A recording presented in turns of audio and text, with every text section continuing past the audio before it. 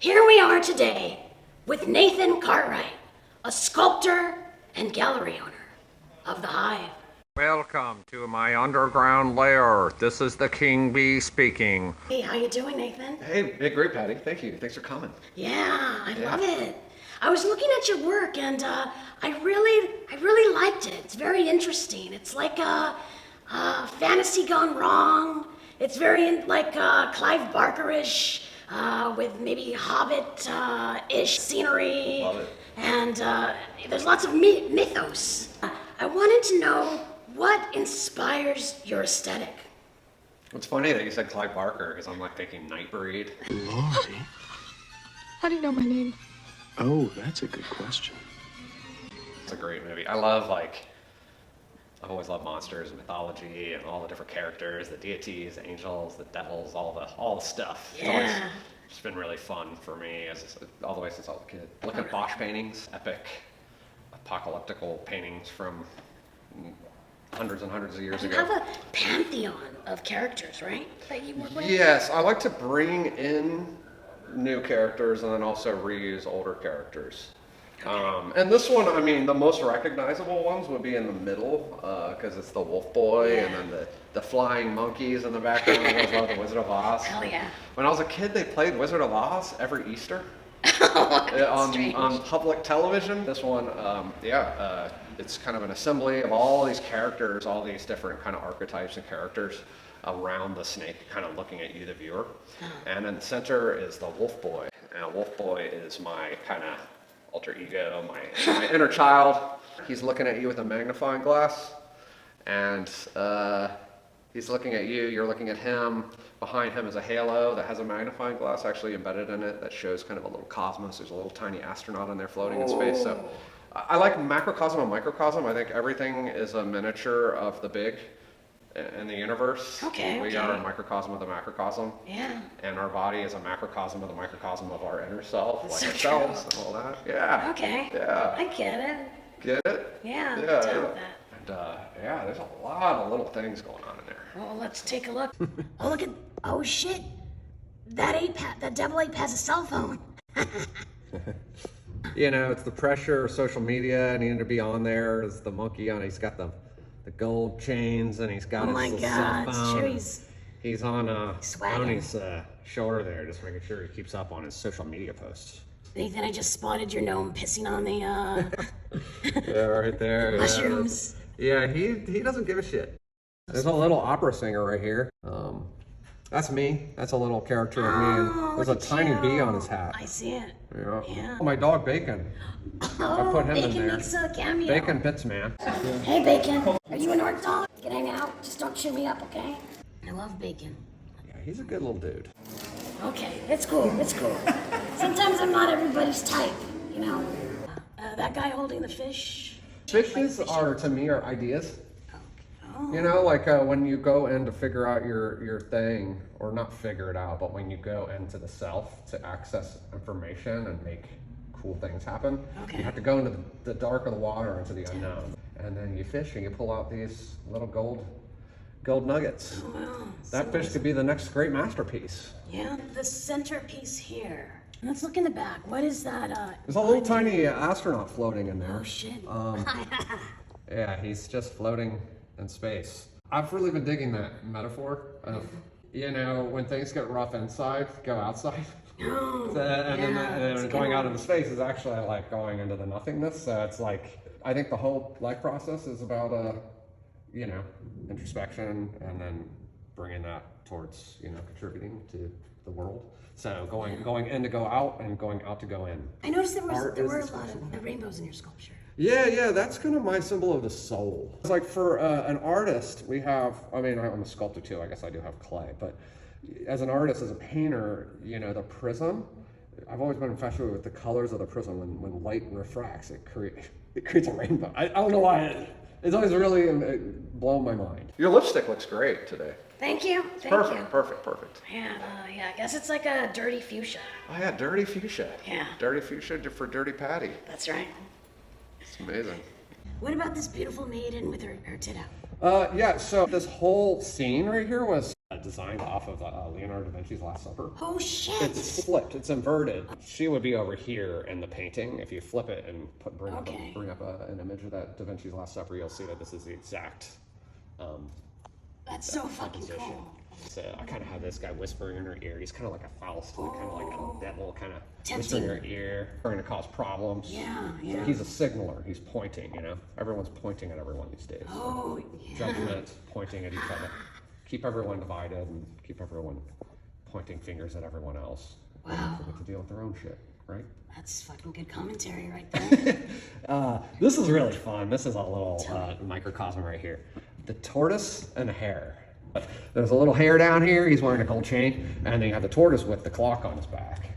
So, in the story, the tortoise kind of wins, I guess. Just patience. Yeah, patience. This guy is he's got a snapping turtle head going. He's staring at the turtle, just like, when are you gonna get to the finish line, dude? But really, it's not like a one-off deal. You have to be patient the entire time.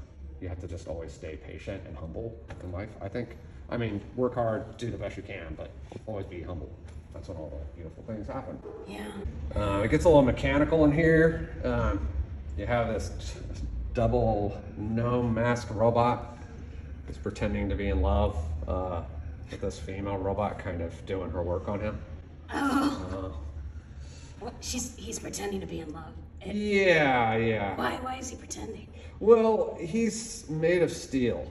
Okay. So It's hard for a robot to be in love. I mean, no, it's cool. I mean, I'm sure that they can, maybe on some level, or at least have the idea of it, but... Do you feel like a robot? Sometimes. Sometimes. I mean, I think that love is like what I do.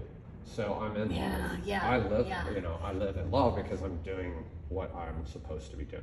I've always wanted to be an artist. I've always wanted to paint and sculpt. And when I'm painting and sculpting, I'm in love. So it's the best way that I can access that. With other people as well, but... It doesn't have to be romantic. No. Love doesn't have to be romantic. It could be Not at all. following your bliss. Definitely. I love that message, yes. Doing some little bee guardians. I have these throughout the space. It's become my life, so they're always around, kind of buzzing around. One of the first things I sold when I came out here, I was close friends with the guy Miguel and this place called the Blue Demon. And, I really fell in love with the lucha culture. I was an artist, literally living in a loading dock and living off nothing. So I was like, could I sell stuff? So I started making these little luchadors. Okay. And I found a way to paint them fast. So I could do all these different luchadors, like Blue Demon and the Mascaras. And Some hustle. yeah, and they were kind of part of the thing. And I just have always loved this. You got this monkey and this fight going on. Yeah, right that's over his head. the fight is an homage to this guy George Bellows. He's I'm actually from Columbus, Ohio originally, and the most famous painter from our city is named George Bellows. He's done the most iconic sports paintings ever. He's kind of from the 1800s into the 1900s, and if you look at them, you probably know the paintings. They're really cool. I like the unicorns, great symbol of magic. Yeah. I'm into the magic, wizardry. Yeah. So I got to throw in a unicorn in there. He's got kind of an evil-looking dude though on his back. Yeah, totally. I think it's Holding kind of a pumpkin lantern. trying to cause trouble. The unicorn is just giving him a ride. Yeah, it's not associated, just giving him a ride. Mm-hmm. Now, okay, and one last thing. What is this little guy hiding in? Yeah, that is my happy face businessman. I put him in everything. I put the little happy face dude in all my pieces. He's always in it. A lot of times, I'll have Guy on Mother Earth destroying him or ripping his head off. It's kind of a fun little man that I can put in everything that I can. He's kind of my symbol of inauthentic living. It's the masks we wear. When we take off the masks, we take off the emojis and the masks. It's the real person underneath. Take off the emojis and the masks. Take off the emojis and the masks. He's just hiding there. He's just making a little appearance. Oh, I love it. All right, this was great. This was so great. Thank Thanks you. for explaining it. My It gives pleasure. me so much more insight and so much story in here. I wanted to ask, you run an award-winning gallery in downtown LA, and you're this sculptor. How do you balance everything? Oh man, it's definitely hurts my neck. It's left and right brain, so business is very left brain, kind of right-handed. It's very strong, very rule-based. Yeah, Laws and rules, so I have to deal with that on the regular Red tape, and running the paperwork. business. Everything I hate personally. Yeah, it sucks. Artists don't usually like that part. No. I kind of the nerdy side of me likes it. I just Okay. like playing games. I like playing games, so that kind of there's a nerdiness to it that's fun. So it works for you, huh? It works, and then the right brain is the more kind of receptive side. That's the yin side, and my yin side is more open and allows me to be more free with my business. So that's how you run a good business. You know, you figure out a balance for yourself, and how do you contribute? How do you just not be a corporate, robot? Yeah. So I get to put myself, my art into it. I mean, when you see the gallery, you'll see all the art and the temple that we're building up above, and it's a creative space. So luckily, I'm given the chance to be able to do something special like that. It is special, supporting lots of artists. All right, well, thank you so much for talking to me. My pleasure. I really appreciate it. Yeah. Make sure you all check out Nathan's work and the Hive Gallery. And remember, always keep it dirty and support your local artists. Hey, Nathan, where can we check out your work?